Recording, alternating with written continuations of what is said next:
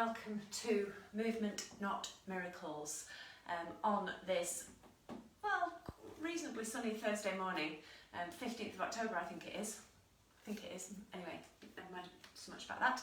I am Anna from Eat, Move, Be Happy, and Movement Not Miracles is your bite-sized way of getting some ideas to keep your joints mobile and healthier and look after your posture and ward off some of those aches and pains that we can experience when we sit or stand still for long periods of time and everything just stiffens up and we get some tension. So I'm a little bit flustered today because I've just the Get Moving session, and for those of you, if there's anybody actually watches both, and I know some of you do, I actually posted the Get Moving video on the wrong group. Not that it matters, we've shared all around, and I think people eventually found me. Hopefully I'm in the right space today with Eat, Move, Be Happy. So enough wittering, I'm going to crack on. A bit of a mix it up session today, some twists, some turns, working on mostly back and upper back, but pretty much everything will get a bit of attention. So we're going to start with a forward bend. So this one it's really good for your back and to stretch through the backs of your legs. However, if you have a bit of a back, then you need to do this one with care and support. You can do it seated. So if you're sitting in a chair, you can bend forwards and fold yourself in half as much as you can, aiming to push your bottom backwards and your chest forwards. And think of being stretched as if someone's pulling you from your sternum, from your chest, so that you are stretching forwards. Also, if you can put your arms and rest them maybe on a window ledge or a table or a work surface, so as you reach forward and you rest your arms, and you can push down on your arms, and that helps you get some movement through your upper back and in between your shoulders, which is what we're going to do if you are standing. So I'm going to use my radiator, which is not ideal, and I am going to have to move the camera around a little bit today so that I can fit everything in. So I'll try and do it so that I don't make you feel seasick. So you need to be far enough away from your support. I'm using the radiator.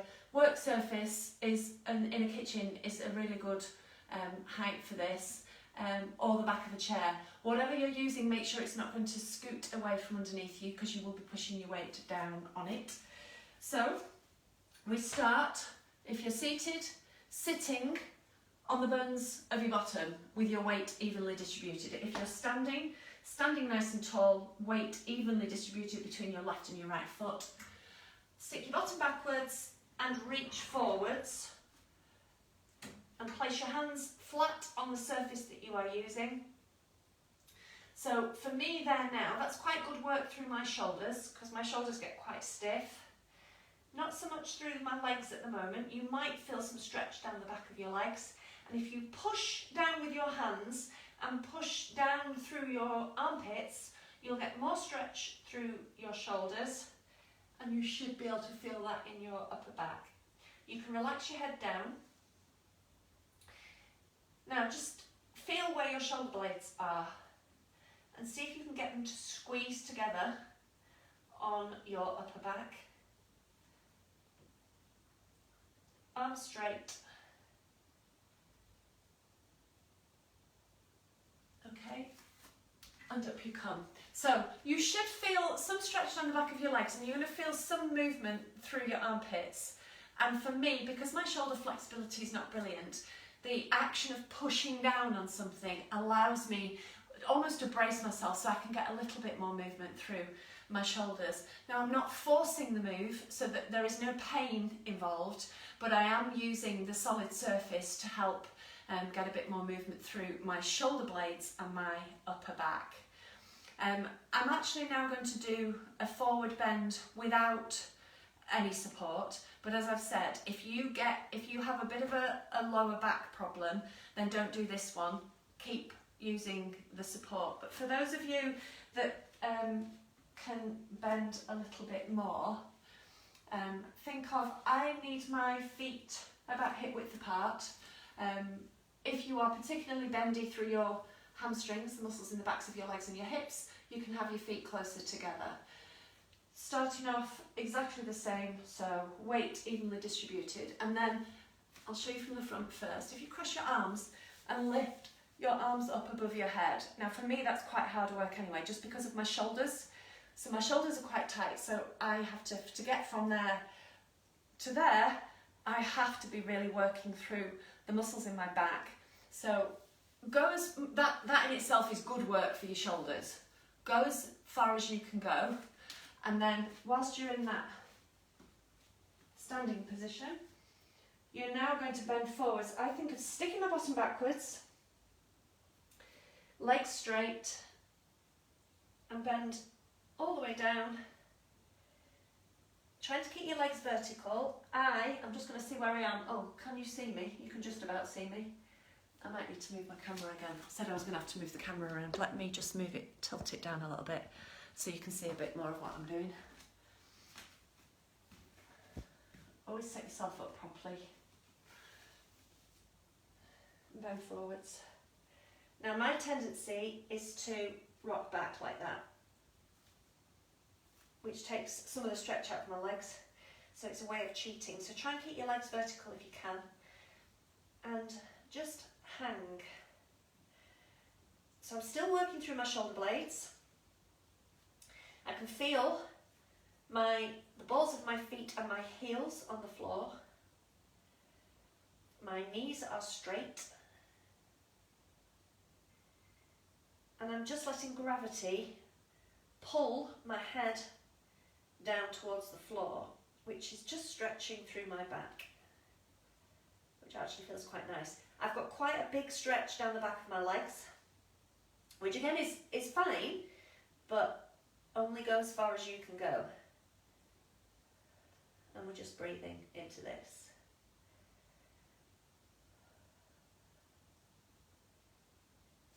And then just relax your arms to the floor. And if you are doing a full forward hang, then make sure you come up. If you lift your head first, and then come up nice and slowly. Curling all the way up, and just making sure you haven't got any dizziness as the blood rushes back from your head. Okay, so now we're going to do, I just need to move you around again because we're now going to do stick 'em up, so still working on your shoulders. So we're using the wall as a point of reference, heels attached, heels on the wall at the bottom, my bottom is leaning against the wall, my shoulder blades are on the wall and my head. And we're going to push our arms up. Now you're aiming to get your hands flat on the wall, and as you can see, I cannot rotate through my shoulders enough to let that happen. And what tends to happen when I put my arms up, I'll show you from the side here, if I can't show you on the wall. When I put my arms up, my back arches. Can you see that arch in my back? And we don't want that to happen. So I have to work quite hard through my glutes to keep my hips forward and keep my back as flat as possible, so I don't put any pressure on my lower back. It's another way of cheating. It might not hurt your back, it can feel a little bit uncomfortable, but the minute your lower back comes in, you're not working through your shoulders. So we want to be as stable as we can, so you're using your tummy muscles and your butt to help that happen. And we're going to push our arms up. Ooh. And try and keep all the bits of your body attached to the wall. So your heels, your bum, my shoulder blades, my head. Don't let your back arch, arms come down. I'm trying to keep my hands flat on the wall, but I really struggle with that. All the way up. Keep breathing. And all the way down. Okay, and relax. I actually find that one really hard. It's very good for your shoulder mobility and for your posture. It can be a bit tricky. We're going to do some side bends now. So little bit of movement through your back in a different sideways move. So for me, I need my feet a little bit wider than hip width apart. Again, you can do these seated.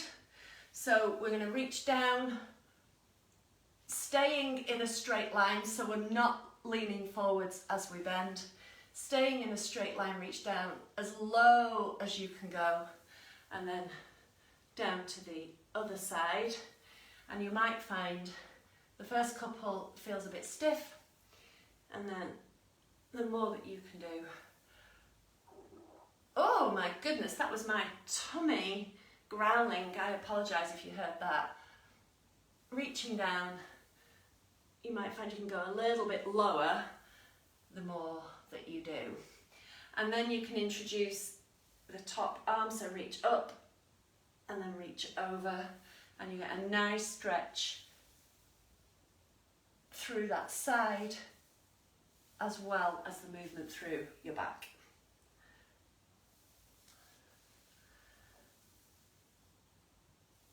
So all of this back mobility work helps just create some space in between your vertebrae, because when we're sitting still for a long period of time, it's really easy to sort of sink in and your shoulders come round, and we end up getting up and walking around like this. Exaggerated a little bit, but not much. So actually, if we stood tall and thought of like lifting through each of our joints and creating a bit more space, we'd be a little bit taller, and it's much better for our joints. Right, so I'm going to just swizzle you around a little bit more and tilt you back to the floor, because I'm going to do, I'm going to show you this one on the floor. You can be sitting in a chair to do this one as well. So if you are in a chair, you can bring one foot over your thigh like so, and just aim to gently encourage that knee down towards the floor, so you're going to feel some stretch around the outside of your hip, and you are encouraging some external rotation in that hip. If you are able to and can do this cross-legged, you might be able to sit cross-legged on a chair, make sure you're safe and you don't fall off, but actually sitting cross-legged on the floor, making sure you're sitting nice and tall, so not cross-legged like this, cross-legged nice and tall. And to start off with, we're just going to round forwards. Imagine you've got a netball here, so we're going to round over that netball. So you're going to get some stretch through your back, and also you're going to work through your hips. So again, if you're like me, and I'm not particularly bendy, so I can feel those muscles in the outside of my hip stretching now, which is fine. If you have a little bit more flexibility in your hips, you might not feel a massive amount of stretch. That doesn't matter. Try and round down over your back, through your back rather, over that ball, that imaginary ball. And now we're going to change, I've got an itchy nose, sorry. Change the cross of your legs, or swap legs if you are doing this seated. So have the other leg forwards and do exactly the same thing. So think of sitting nice and tall and then rounding down over that imaginary ball. Keep breathing.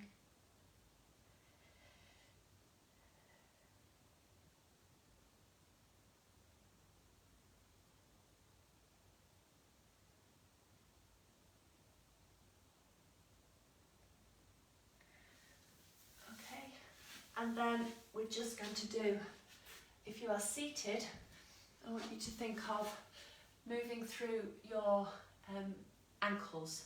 So pointing and flexing your ankles to start off with, and then twizzling your ankles one way and then the other way, and get some movement through that ankle joint just to help with the circulation in the lower parts of your legs and to keep that joint healthy. If you are able to, then we're going to do ankle stretch and an inner thigh stretch. So, kneeling on one knee. I'm on a yoga mat which just protects your knees from the floor. If you're kneeling on a hard floor, it can be quite uncomfortable. So a towel might be useful, a rolled up towel. Make sure your heel of your other foot is in line with your knee. So your heel is in line with your knee. Now, we want the heel quite close to start off with because we're working to get some movement through that ankle joint. So what I want you to think of is staying upright, working through this glute, this muscle in your bum on your kneeling leg to push your body out over your big toe on this leg. And you can see that I've got my heel is staying on the floor, but I've got some movement through my ankle. But I'm moving by using this muscle in my bum rather than bending through my body. So the body stays still, it's the ankle that's moving. And make sure this knee stays back, so we don't want the knee to poke forwards like that. The foot should stay flat on the floor. Think of heel and the ball of your foot and your big toe and your little toe in contact with the floor. So it might be quite hard work in this hip, and that's okay. One more. Right, we'll swap sides, give your knee a rest. Swap knees, and then we'll come back to do the inner leg stretch in a minute. So heel in line with the knee, but quite close. Now I am less flexible in this ankle. So I'm working through this glute, and I'm going to work hard to push.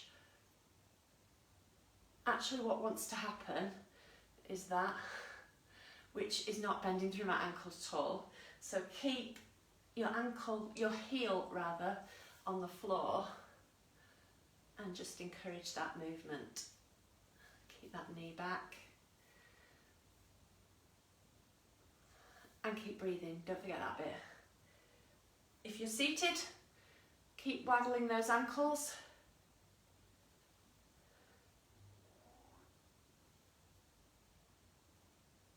Okay, we'll go back to the first side. Same setup, but this time heel is further away from your knee. So there's a bigger gap, but your heel is still in line with your knee.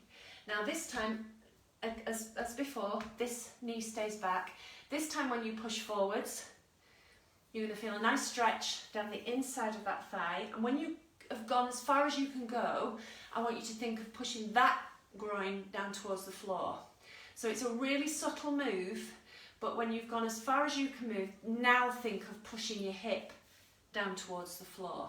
So you'll get a bit more stretch down the inside of the hip of the kneeling leg, as well as a nice stretch down the inside of the thigh of your supporting leg. And breathe. And just rest or relax out of it, and then we're going to do that one more time because second time is always better. So body stays upright, hip stays, work through your glute to keep your hips pushing forward, push that hip down towards the floor. So when I say pushing forward, I'm thinking of pushing this bone forwards, so you're stretching through your hip flexor on the front as well. So we're not letting our bum stick out, because the minute you bend forwards, you've got no stretch there at all. So we're really working to stretch through the muscles surrounding our hip. Okay, swap legs, same on the other side. Heel in line with the knee, further apart. Working hard through that glute to push that hip forward, and then aim as if you're going over your toe, a nice big stretch down that inside. Oh, I can feel my right glute actually. Been doing some work the last couple of days. And push that hip, that groin towards the floor. And relax, and we're going to do that one more time. So nice and tall with your setup. get your hips tucked under. Setup is important. If you get yourself set up properly, you're much more likely to do a safe and good move. It's going to work what you need to work.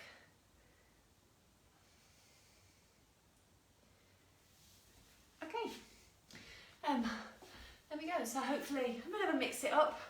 Hopefully things feel like they've got a bit more space. You feel like you've done a bit of a stretch. As ever, doing something is better than doing nothing.